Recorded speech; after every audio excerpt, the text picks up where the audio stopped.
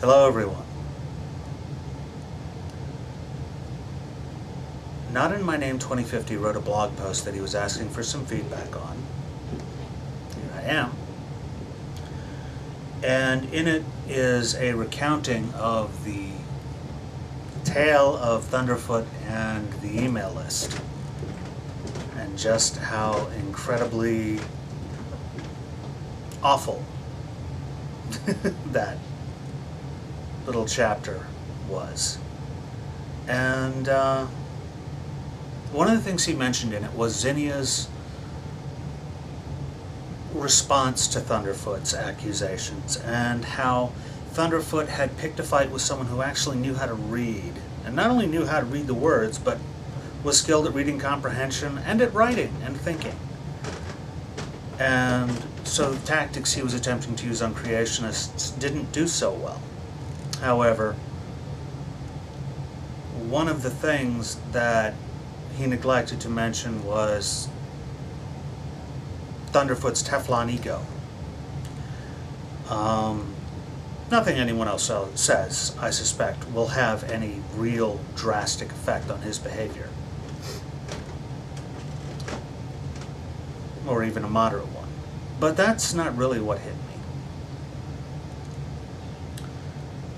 Landon's video, which I'll also link below, and which Not in My Name links to as well, was more centered on the community and how our reaction should be an attempt to do more good than harm. And I agree with that, but I think there's a common thread that really is unexamined by most. Maybe I'm wrong. Maybe it's just my impression. Maybe there are just a lot of loud dickheads out there. But the people who are defending Thunderfoot are doing so because they haven't really seen any change in his behavior, except that he's chosen different targets. And they're right. Thunderfoot is just as much of a mendacious prick as he always was.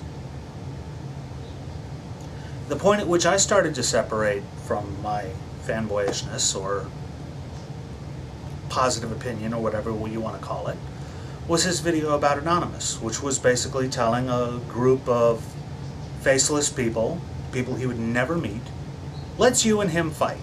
Him being the Church of Scientology. And pretty much saying that, oh, well, some of you will get squashed, but, you know, he can't get you all. Notice how anyone taking action against Thunderfoot was completely out of the question. So,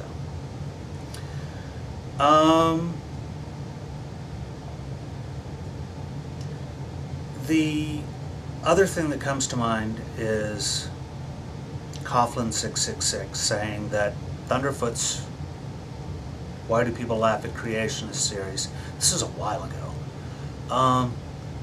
and he said it several times, that series was a ponage series, that Thunderfoot gained his fame by going out and picking the weakest targets he could find, beating them up, and doing He-Man pose on top of the body and yay go team and roll credits.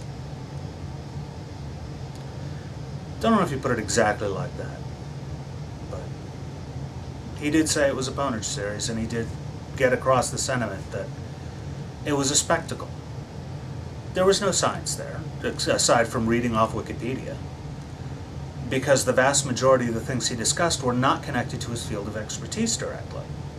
Maybe indirectly, but he was some basic research and you're done.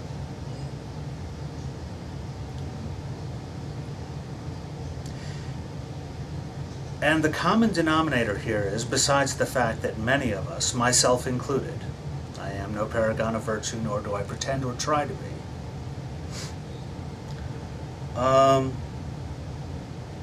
Besides the fact that there are a lot of bullies out there,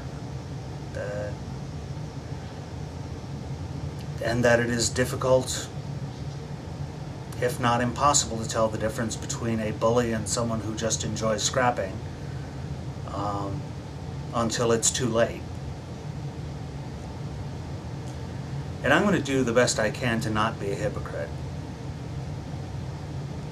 and not be a bully. But I'm human, so I'm going to fuck up, and so that's life. But there's something even more important that I think we really, well, you don't have to, but I'm going to focus on. The bully is not nearly as dangerous as the crowd that cheers him or her on. Because without the adulation, without the fan base, without the crazy people willing to completely suspend their ideas about property rights and honesty and integrity and argue on his behalf, be just some dick with a webcam and Photoshop, you know, and a blog, like the rest of us. So yeah, there is something you left out. Not a big deal. I mean, you didn't leave out anything about Thunderfoot, but I think we need to focus a lot more on us and the kind of behavior that we condone and promote and help to make popular in our community, as illusory as that community is. That's the only thing. Otherwise, a great blog post. Thank you for your time and attention.